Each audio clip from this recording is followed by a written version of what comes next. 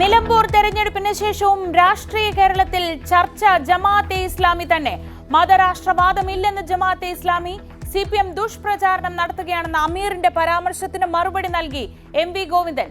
സുന്നി സമൂഹം ജമാഅത്തെ ഇസ്ലാമിയുടെ കയ്പ് അനുഭവിച്ചവരാണെന്ന് കാന്തപുരം AP അബൂബക്കർ മുസ്ലിയാർ.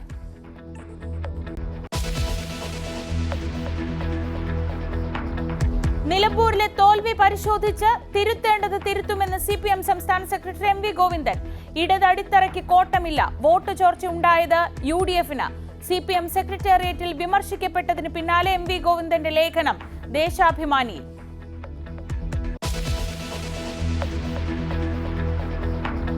ഗവർണർ സർക്കാർ പോര് കനത്തു. സർക്കാർ പരിപാടികളിൽ ഭാരതാംബയുടെ ചിത്രം ഒഴിവാക്കണമെന്ന് മുഖ്യമന്ത്രിയുടെ കത്ത്.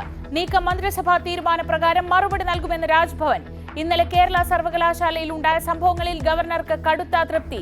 ഏറ്റുമുട്ടലിനില്ലെന്ന് പറഞ്ഞാൽ എല്ലാം ഒത്തുതീർപ്പായി എന്നല്ല അർത്ഥമെന്ന് രാജേന്ദ്ര അർലേക്കർ.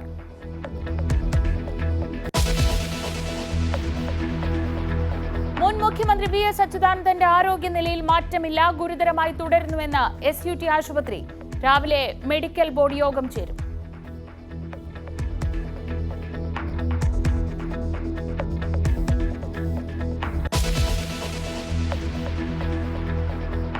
സംസ്ഥാന പോലീസ് മേധാവിയെ തീരുമാനിക്കാൻ UPSC യോഗം ഡൽഹിയിൽ.